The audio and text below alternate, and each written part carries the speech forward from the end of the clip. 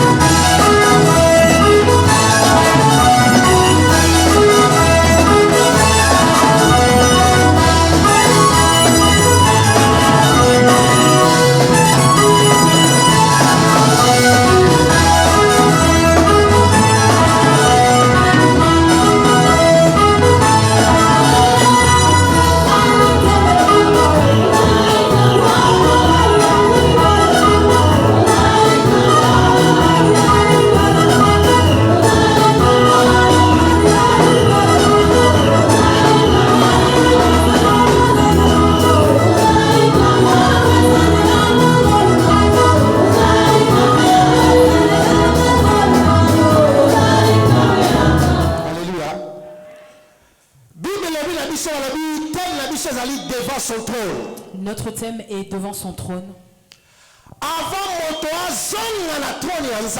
Avant qu'une personne ne revienne au trône de Dieu, déjà devant le trône de Dieu. la personne était déjà devant le trône de Dieu. Mais La chose qui a fait que la personne s'éloigne du c'est le péché. devant le trône, Or que la personne qui est devant le trône, c'était Adam. Alléluia. Amen. Suivez-moi. Adam était habitué à Dieu. En réalité, le jardin d'Éden, Et en réalité, le jardin d'Éden est la chambre où la femme couche avec son mari. Alléluia. Amen. Calmement. Je veux que tu me suives calmement. Parce que la Bible dit ceci. Chaque soir, Nzambe azalaki koya visiter Adam. Chaque soir, Dieu venait visiter Adam. La personne sait que son mari sort le matin. Et le soir, il rentre pour connaître les nouvelles qui sont passées. Et un vrai mari qui se garde, qui obéit,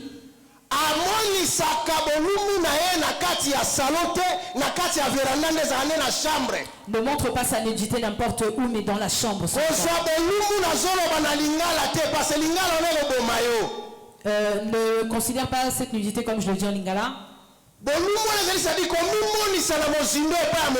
Mais cette nudité, c'est de se révéler devant ton partenaire. Mais un jour, Dieu est venu. Et c'est là où il a rencontré. À comprendre que Adam a présence. Et comme il n'avait pas rencontré Adam, il a compris qu'Adam n'était plus dans sa présence. Quand Adam a péché, il s'est déplacé. Et il est sorti à l'extérieur. Suivez-moi attentivement. Parce que y a une dimension prophétique. Parce que c'est un prophète. Nous allons dans la dimension prophétique. Alléluia. Amen. Ministère prophétique. Ici, nous sommes dans un ministère prophétique. Le jardin était comme un tabernacle. Parce que le tabernacle, très saint. Dans le tabernacle, il y a le lieu très saint. Il y a le lieu saint. Et il y avait le parvis. Alléluia. Amen. Or, l'homme est tripartite. L'homme est tripartite. On dit il y a l'esprit. Il a aussi et il a le corps. Le corps c'est le parvis. Et le corps c'est le parvis. Il faut la sacrifier. Et il doit être sacrifié. Quand Dieu est descendu dans le lieu très saint, il n'a pas vu de femme. Et il a commencé à chercher Adam. Suivez-moi. Il a dit Adam, où es-tu? Adam a dit j'ai entendu ta voix parcourir le jardin. Et en d'autres termes, j'ai entendu ta voix dans la chambre. Mais c'était compliqué pour revenir dans cette chambre. J'aime beaucoup les Écritures. Nous avons dit dans le tabernacle. Quand Dieu est dans le lieu très saint, dans le lieu saint, il y a 12 pains de proposition. Dans le lieu saint, il y avait les 12 pains de proposition. Alléluia. Amen. Alléluia. Amen. 12 pains de proposition, c'est l'enseignement des apôtres et des prophètes. Les 12 pains de proposition étaient les enseignements des apôtres. Adam ne pouvait pas manger ce pain parce qu'il avait péché. Voilà pourquoi si une personne fuit l'enseignement dans l'église, c'est qu'il a été péché. Mais Dieu ne pouvait pas sortir comme l'esprit. Il faut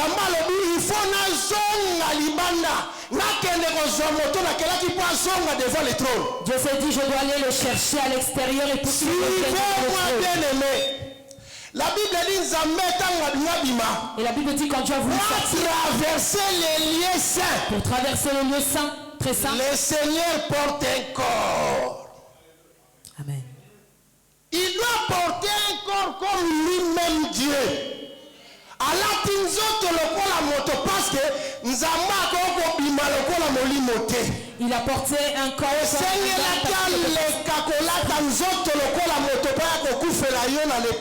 il a dû porter le corps d'homme pour venir pour tout.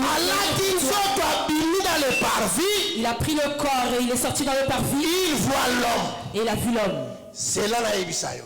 Et attends que je te dise. Bien le mettant où Adam a péché. Quand Adam a péché, si tu regardes dans la Genèse, la Bible dit le Seigneur lui-même a cousu les habits pour Adam et Ève.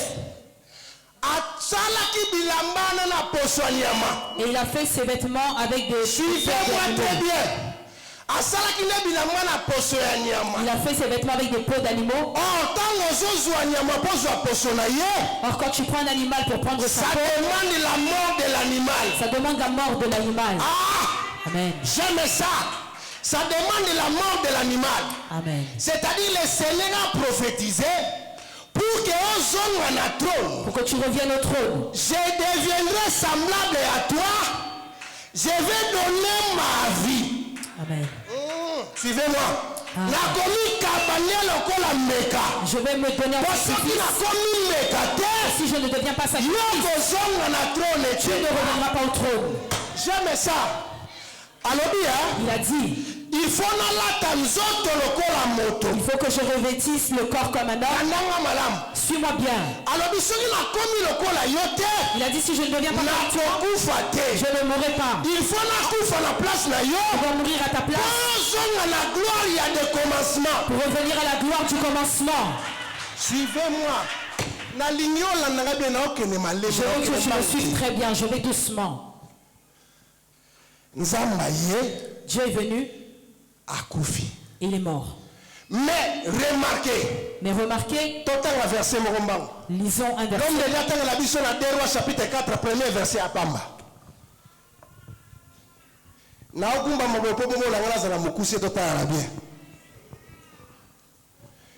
Rois chapitre 4, premier verset à Pamba.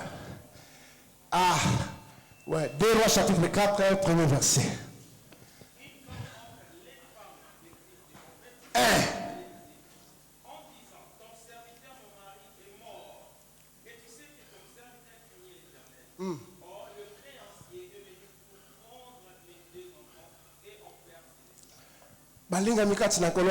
Et bien aimé dans le Seigneur, nous pouvons nous asseoir.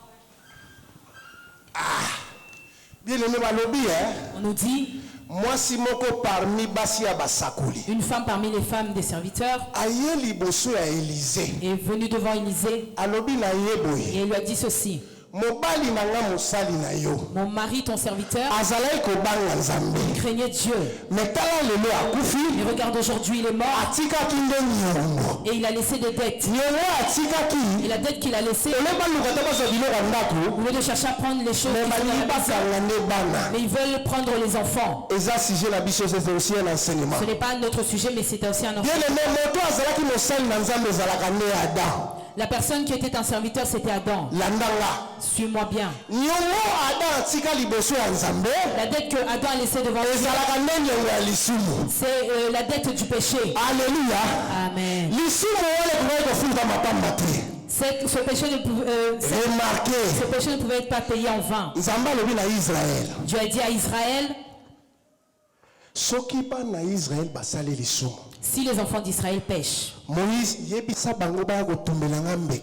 Moïse dit-leur qu'ils viennent m'offrir un sacrifice afin que je pardonne leurs péchés. Si tu lis bien les Écritures, les enfants d'Israël donnaient les sacrifices, mais Dieu continuait à les frapper, à les frapper, à les frapper. Tu te poseras la question: est-ce que ce Dieu avait menti Moïse? Et on dit que Dieu ne ment pas. Alléluia. Amen. Pourquoi le sacrifice d'Israël ne pardonnait pas leurs péchés? Alléluia. Amen. Parce que prophétiquement parlant, sacrifice à Israël, c'est l'ombre du véritable sacrifice. Et c'est sacrifice à solo. Était l'ombre du vrai sacrifice. Alléluia. Amen. dessin animé Le dessin animé ne verse pas de sang.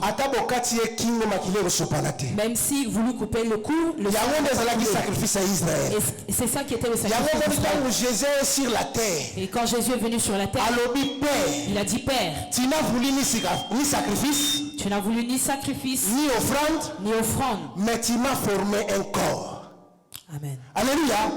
C'est le corps véritable qui devait être sacrifié pour que ma soumu na biso lima matozo na trône. Pour que le péché soit pardonné. Voilà pourquoi quand Jésus-Christ était un homme qui venait. Mais le jour où Jean l'a vu, comme il avait la prophétie, il a dit voici. Toi tu vois Jésus, mais il l'appelle. Est-ce que c'était un animal qui devait être sacrifié que toi et moi nous retournions? Est-ce que quelqu'un peut acclamer le Seigneur? Alléluia. Amen. Chapitre 3. Si nous lisons dans Exode chapitre 3, la Bible dit le Seigneur a béni Moïse. La Bible dit le Seigneur a appelé Moïse. Et Dieu parlait à Moïse au travers d'un buisson ardent. Alléluia. Amen. La Bible dit ceci. Et la Bible dit ceci. Le buisson montre la nation. Et peuple. Et il démontre le peuple. Le peuple qui était dans la souffrance. Parce que le feu était enflammé, mais le Seigneur disait à Moïse. Et c'est le Seigneur qui disait à Moïse. Il dit Moïse. Il y a un peuple. Sous la pression. Qui sont sous la pression. Ils sont torturés. Mais ce peuple ne mourra pas. Parce que c'est le peuple que moi je connais. La souffrance aux traversée. Quelle que soit la circonstance aux alentours. Je te dis aujourd'hui tu ne mourras pas. Je te dis aujourd'hui tu ne mourras pas. Même le diable a cherché yo. Même Zambé a eu souffrance sur la robi qui sayo. Alléluia. Alléluia. Remarquez. Tant Israël les alaki na kati ya Égypte. Quand Israël était en Égypte, parce que 30 minutes je brûle les étapes parce que 30 minutes c'est trop peu. Dieu voyait Israël comme dans le ventre d'Égypte. Alléluia. Amen. En réalité, Égypte en réalité, Égypte Israël. Dans l'Égypte, Israël était comme la femme enceinte. Alléluia. Amen. Or, quand une femme est enceinte, pour accoucher véritablement, il faut aller pendant 9 mois de douleur. Elle doit passer par 9 mois de douleur. Suis-moi bien. Parce que si elle passe par 6 mois de douleur, on va appeler ça la naissance prématurée. On appellera ça une naissance prématurée. Et Dieu ne donne pas de prématurée. Alléluia. Amen. Mais quand Moïse est venu, vous ne demanderez pas pourquoi Dieu a permis que Moïse fasse 9 miracles. Parce que Dieu est souverain. Le miracle, le premier, ou bien le deuxième. Mais Dieu a voulu que ça arrive jusqu'au bout. Et en réalité,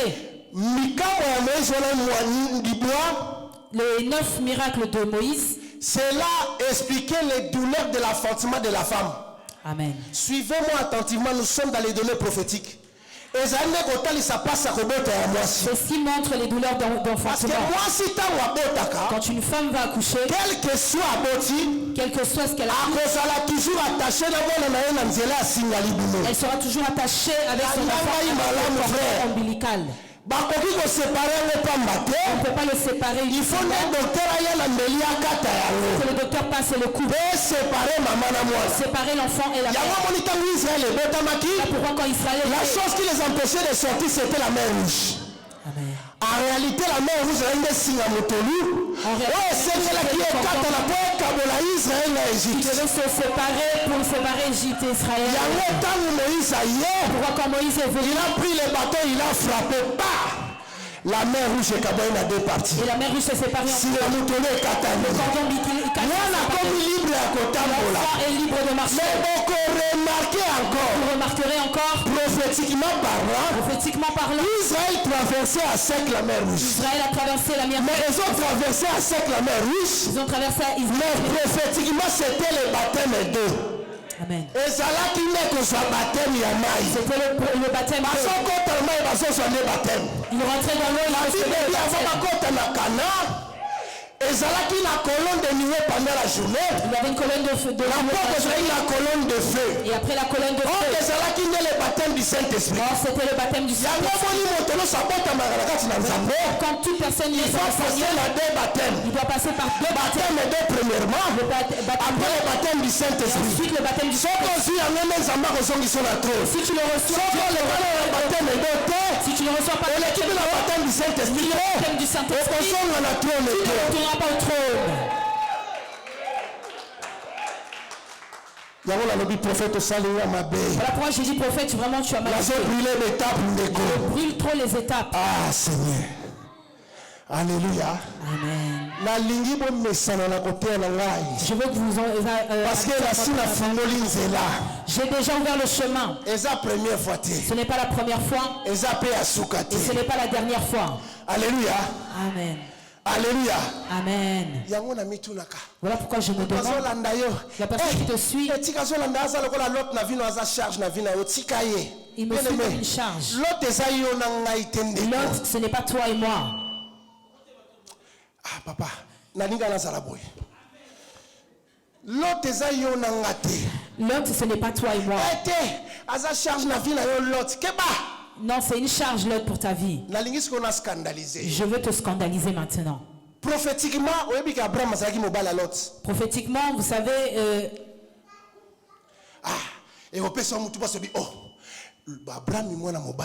Abraham, un homme. L'autre aussi un homme. Mais comment peut-il être son mari? Et maintenant je veux laver tes yeux.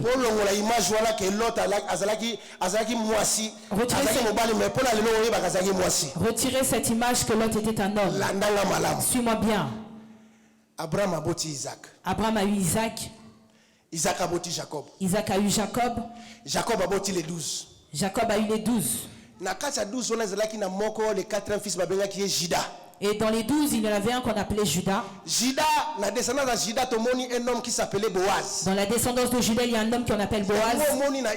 Voilà pourquoi dans Israël, tous les rois qui sortaient en Israël étaient toujours lignés attribués à Judas. Tous les rois qui sortaient d'Israël, les seuls rois qui n'étaient pas descendants attribués à Judas, c'était Saoul. Et le seul, c'était Saoul. Et ce qui a fait que Dieu l'a écarté, et il a fait entrer David. C'est un enseignement, on y retourne. Voilà. Mais tu regarderas l'autre. On va toucher ce point bientôt. Il a eu 2 filles. L'inceste de l'autre aussi, prophétiquement aussi, c'est un enseignement. Dans les enfants de Lot, il y a Ruth la Moabite. Et si tu lis très bien ta Bible, comme Boaz est sorti de la lignée de Juda, c'est le sang d'Abraham qui descend.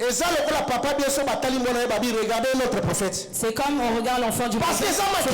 Parce que c'est son sang. Et si lui aussi a un enfant, on verra seulement le prophète.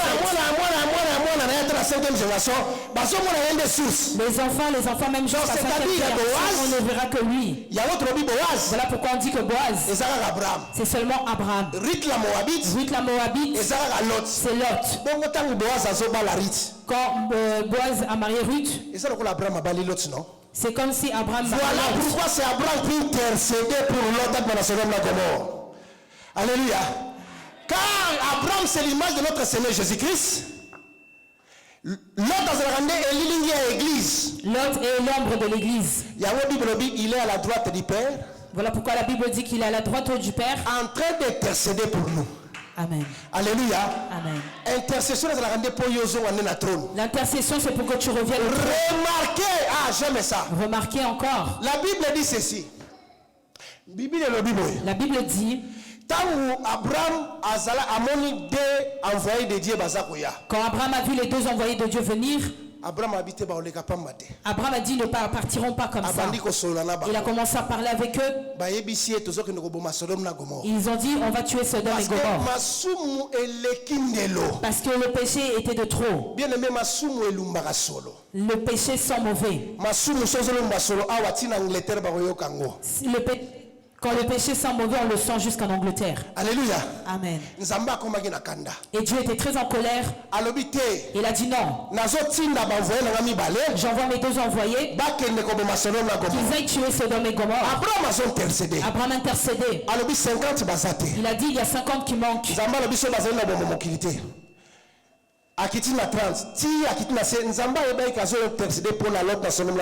Dieu savait qu'ils intercédaient pour Sodome et Gomorre. Alors, vous remarquez les 2 anges qui étaient dans Sodome et Gomorre. Vous remarquez les 2 anges qui sont descendus dans Sodome et Gomorre. Les 2 ailes de l'aigle. Ce sont les 2 ailes de l'aigle. Les 2 ailes de l'aigle, c'est l'enseignement des apôtres et des prophètes.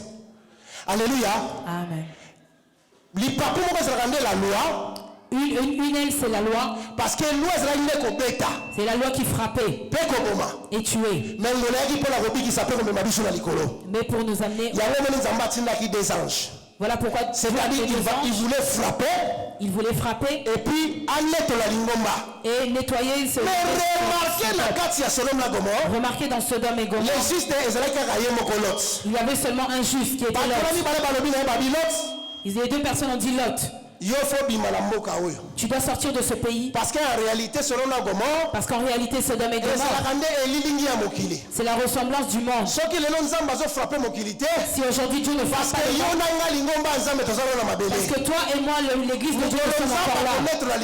Le jour où Dieu reprendra son église, n'aura plus la chance de subsister. Dieu va frapper sérieusement.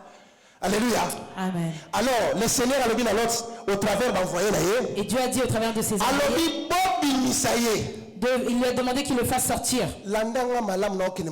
Suis-moi bien, je vais doucement. La Bible dit La Bible dit que Lot traînait. Lot traînait. Si tu regardes dans Genèse 19, la Bible dit qu'ils ont pris Lot par la main. J'aime ça. Les 5 mains, c'est les 5 ministères. Les ministres tels qu'ils sont là pour préparer l'église pour l'enlèvement. Alléluia. Amen. Mais l'autre, tu vas te séjourner au sommet de la montagne. Alléluia. Amen. Il a dit tu vas aller t'asseoir sur la montagne. La montagne n'est pas un autre endroit, c'est seulement le trône de Dieu. Remarquez, Lot sortait avec sa femme.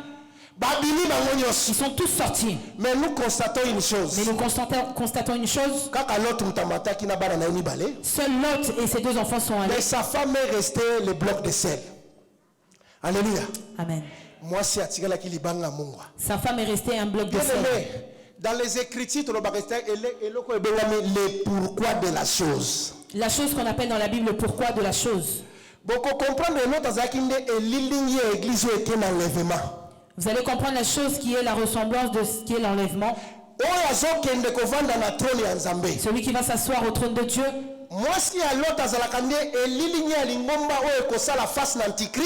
La femme de Lot, c'est celle qui va faire face à l'Antichrist. Et qu'on la sauver au milieu de la tribulation. Et qui sera sauvée au milieu de la tribulation. Non. Nous ne pensons pas que si Dieu vient, toute l'église va partir. Le Seigneur viendra prendre son corps. Alléluia. Amen. Le corps. Il viendra prendre le corps. Et comment ce corps est né? Suivez-moi. La Bible dit ceci, Jésus sur la croix de Golgotha. On nous dit qu'ils ont mis Jésus sur la croix de Golgotha. Bien aimé, ceux qui le si on te coupe la jambe et le bras, on verra du sang sortir. Les Écritures parce qu'il y a la précision, la Bible dit un soldat romain a témoigné, j'ai vu l'eau et le sang a coulé sortir sur son corps. Il a dit j'ai vu le sang et l'eau. Les mamans sont là. Quand les femmes accouchent, il y a des témoignages. Il y a le témoignage de l'eau. Après le témoignage du sang. Et le témoignage du sang. Après ces 2 témoignages. C'est la naissance de l'homme. Amen, amen. C'est la naissance qui vient. Ce jour-là, à la croix de Golgotha, c'était la maternité céleste où la femme prophétique, l'église était née. C'est le jour où l'église, la femme prophétique est née. Voilà pourquoi je me pose des questions. J'ai parcouru les Écritures. Je n'ai pas vu où il y a le message de la réforme de l'église. Parce que Dieu avait prophétisé. Jésus est venu devant les disciples et il a demandé. Il a dit qui suis-je? Mais Pierre a tali Jésus. Et Pierre a regardé Jésus. Tu es le fils du Très-Haut. Et il a dit tu es le fils du Très-Haut. Jésus le regarde. Ce n'est pas toi qui as parlé, mais c'est mon Père dans le ciel qui t'a révélé. Tu es Pierre, et sur cette pierre, je bâtirai mon église. Et les portes de ces jours de mort ne préviendront pas contre elle. Et toi, le message de la réforme, lis bien ta Bible. L'église a connu des problèmes, mais l'église ne sera jamais réformée. Parce que la personne qui a donné naissance à cette église, qui va monter devant son trône, c'était à la croix de Golgotha. Tu vas réformer qui? La Bible dit ceci: Jésus-Christ est la tête de son corps qui est l'église. Quand nous disons la tête de son corps qui est l'église, la tête c'est Jacob. La tête c'est Jacob. Suivez-moi. Le corps c'est Léa. Et le cou c'est Lévi. Quand Léa a maintenant mon mari s'attachera à moi. Amen. C'est-à-dire c'est le coup qui va réformer l'église. Et toi qui dis qu'il va réformer l'église, c'est que c'est toi qui as coupé la tête. Le véritable Lévi dont je parle, c'est le Seigneur Jésus-Christ. Amen. Jésus ne meurt jamais. Écoutez-moi, Jésus ne peut pas mourir. Voilà pourquoi l'église ne sera jamais réformée. Suivez-moi attentivement, frère. Vous voyez ce corps qu'on a. La Bible dit ceci. Comme Abraham. Quand Jacob est allé marier ses deux femmes, il a marié Léa et Rachel. Alléluia. Amen. Mais remarquez le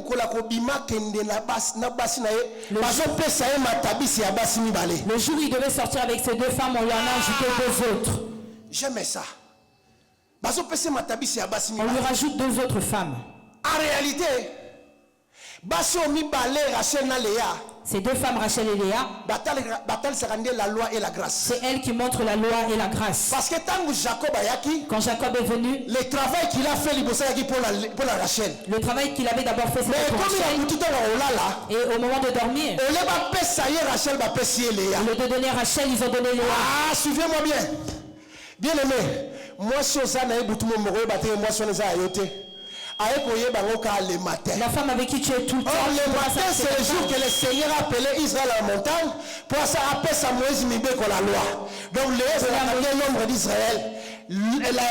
Rachel a l'ombre de l'église. Alléluia. Mais quand il sortait, on lui donne deux autres femmes. En réalité, les deux servantes ces deux servantes, c'est elle qui montre les mains.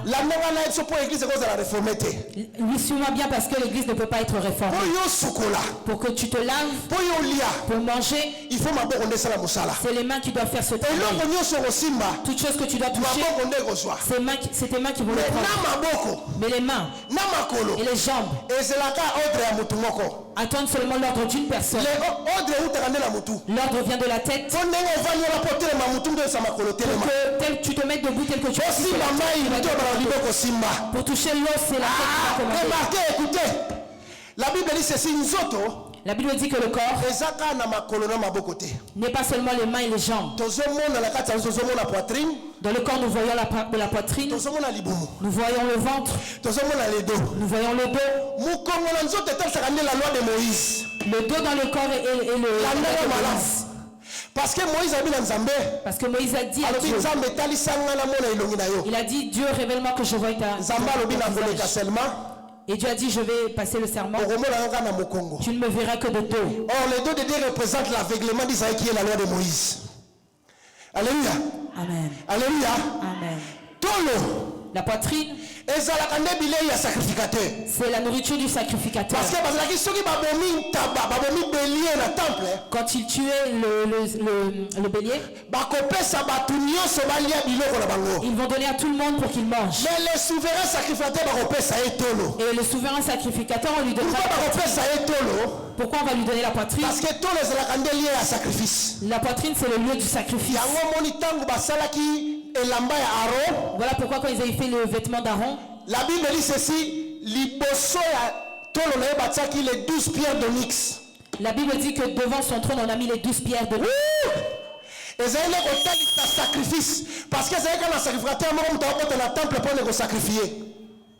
Et c'est un sacrificateur qui dans le temple pour sacrifier. Il y avait seulement un sacrificateur qui rentre dans le temple pour faire le sacrifice. Sacrificateur, et sacrificateur, c'était seulement Aaron. Parce que quand il entrait, les 12 pierres d'onyx. Je voyais les 12 pierres d'onyx. Et